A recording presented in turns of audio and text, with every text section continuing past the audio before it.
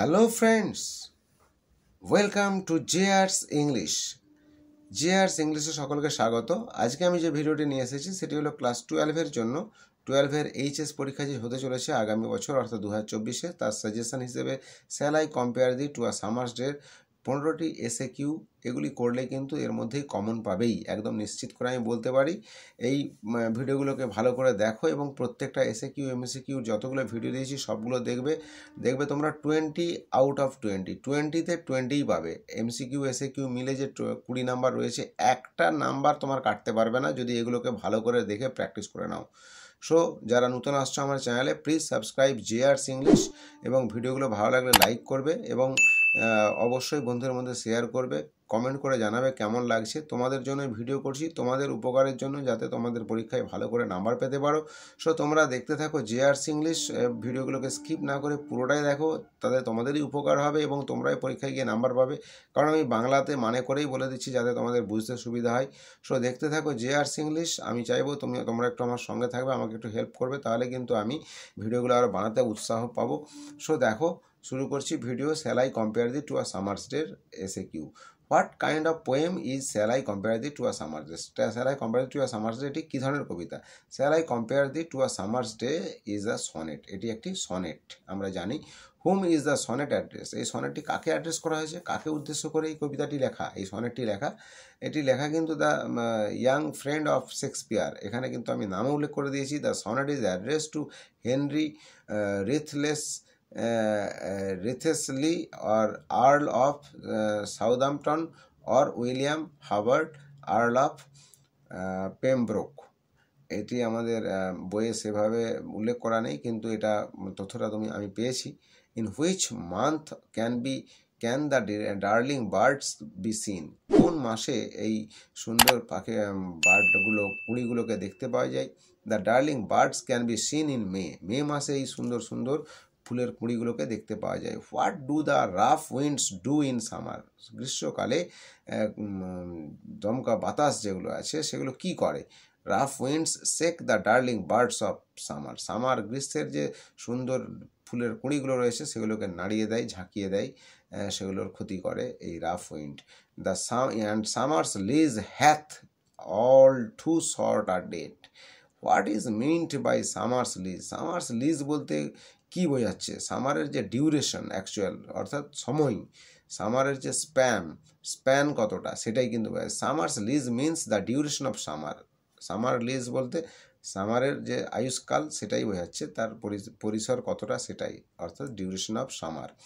6 নম্বর প্রশ্ন দেখো, what does I of haven refers to? I of haven বলতে কাকে বোঝাচ্ছে? The I of haven refers to the sun, সূর্যকে বোঝাচ্ছে I of haven. Very important question, ভীষণ ইম্পর্টেন্ট এই প্রশ্নটা, তোমরা এগুলো ভালো করে রাখবে। How is the gold complexion of the sun deemed?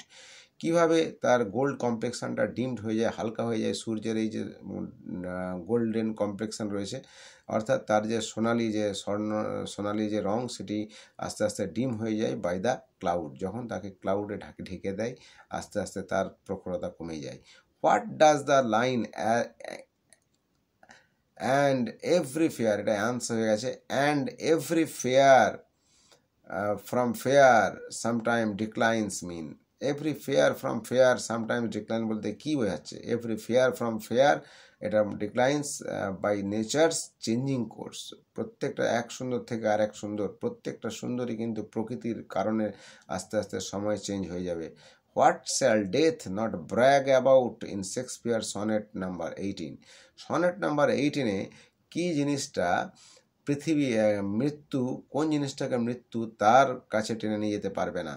Death shall not brag to the poet's friend to wander in his shade. তার ছায়াদলে কিন্তু মৃত্যু তার বন্ধুকে টেনে নিয়ে যেতে পারবে না, অর্থাৎ তার বন্ধুর মৃত্যু হবে না। Nor shall death brag thou wanderest in his shade. What does the poet mean by the phrase his shade? His shade বলতে কী বোঝাচ্ছে কবি? By the phrase his shade বলতে the poet means the shadow of death.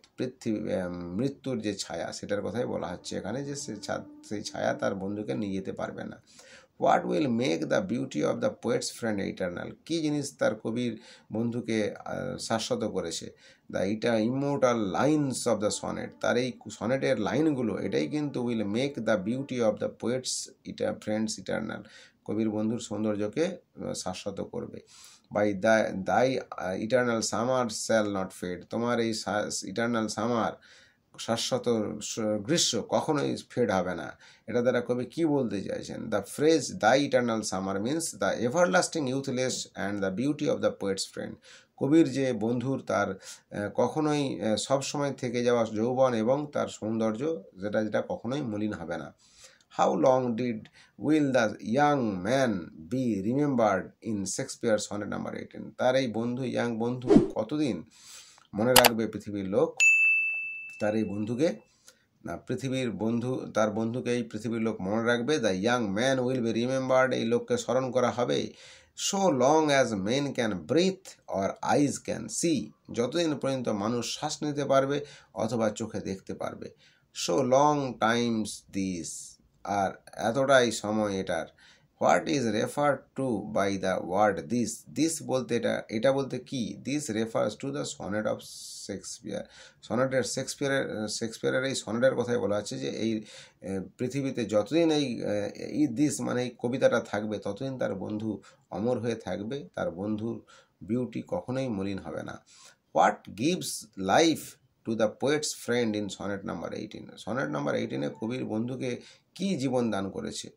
The sonnet written by William Wordsworth gives life to his friend, William শেক্সপিয়ারের যে এই কবিতাটা সনেটটা এটাই কিন্তু তার বন্ধুকে জীবন দান করেছে এবং সে তাই অমর হয়ে গেছে। So these are the 15 important SAQ.